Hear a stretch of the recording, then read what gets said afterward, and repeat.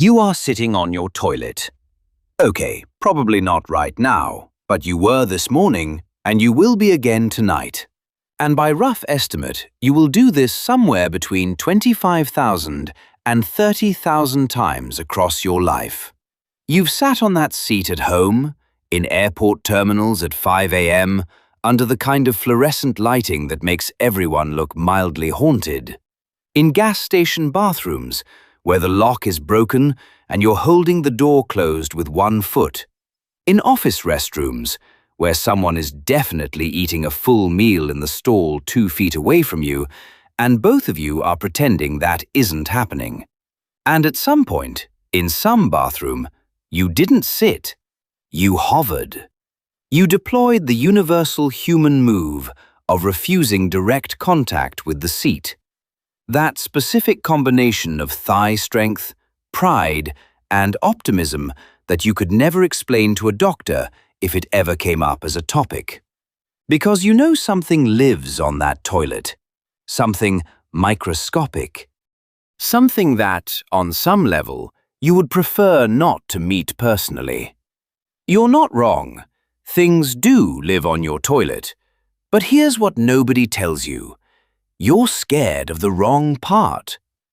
Some of the germ avoidance rituals you've been running your entire life are doing absolutely nothing. And the thing that's actually most likely to make you sick in that bathroom isn't the surface you're hovering over. It's something you've probably never thought about once. This is the story of what's actually living in your bathroom, how dangerous it really is, and why a single habit you learned as a kid is the only thing standing between you and all of it. Before we get into the biology, here's something worth sitting with for a second. Forgive the phrasing. Before modern plumbing, before the toilet you're thinking about right now existed as an object, human waste and human disease were practically inseparable. Cholera, typhoid, dysentery. These weren't abstract threats in the 19th century. They were the things that emptied cities, that killed more soldiers in wars than the actual fighting, that turned crowded neighborhoods into epidemics in a matter of weeks. The modern toilet, the sealed bowl, the water trap, the sewer connection, was one of the most consequential public health inventions in human history. It took the waste out of the street, out of the water supply, out of daily life. Cities that installed proper sewer systems saw mortality rates drop off cliffs almost immediately. Whole disease categories shrank within a generation. But here's the thing. The toilet didn't eliminate microbes, it concentrated them. You now have a device in your home that is specifically designed to be the endpoint for every pathogen that passes through your body.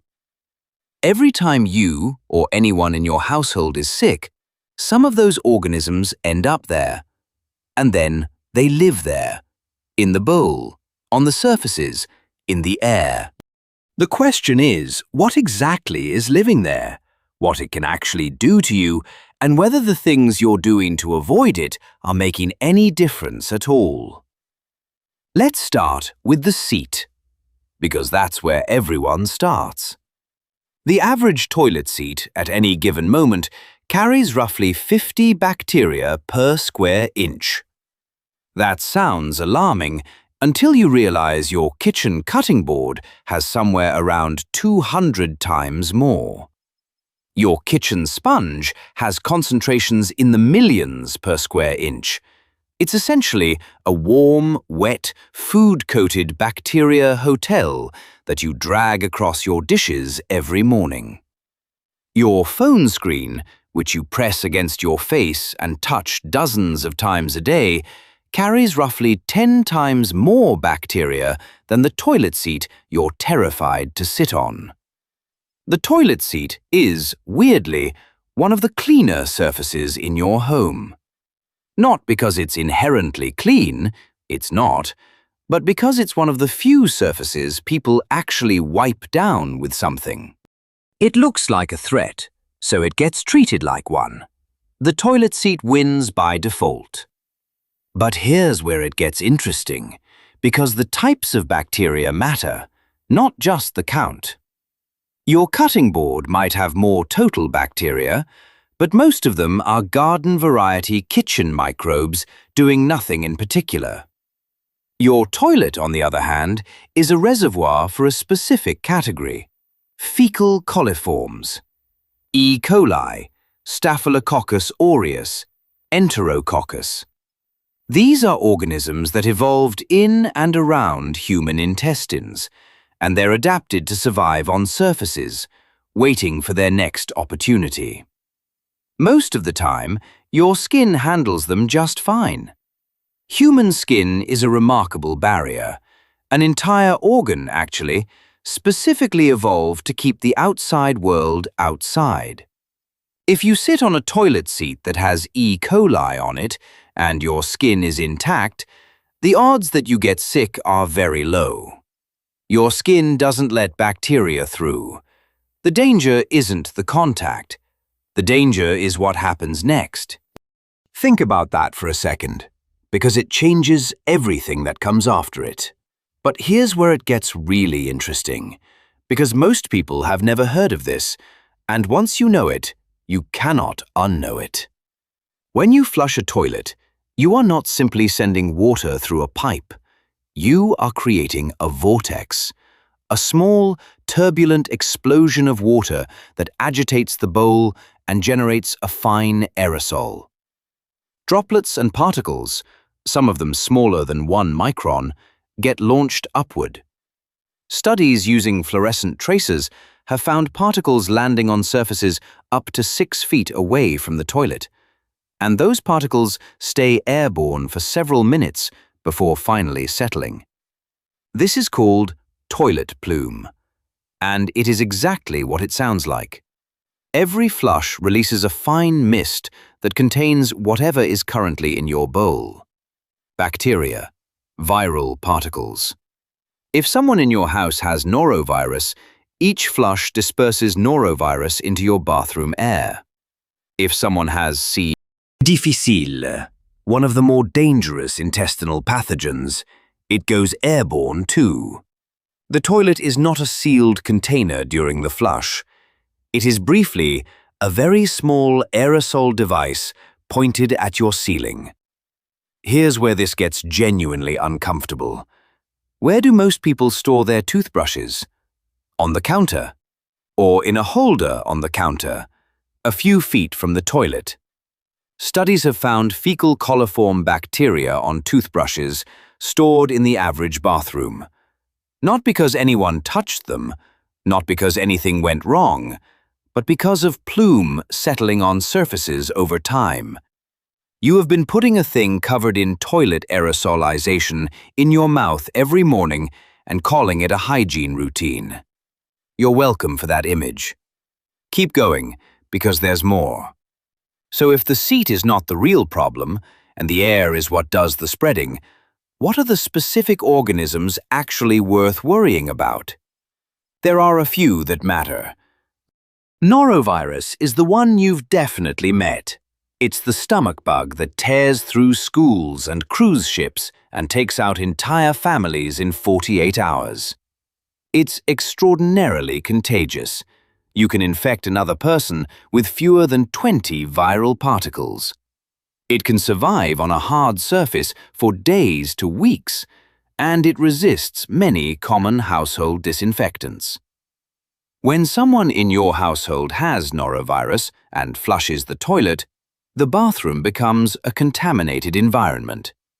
Surfaces, handles, the sink faucet, anything touched between toilet and hand washing is now part of the chain. Then there's C. difficile. This is the one that makes infectious disease physicians tense. It's a spore-forming bacterium that can survive on surfaces for months. Not days, months.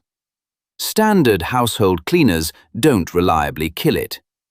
Alcohol hand gel, the thing everyone reaches for, does essentially nothing to C. diff spores.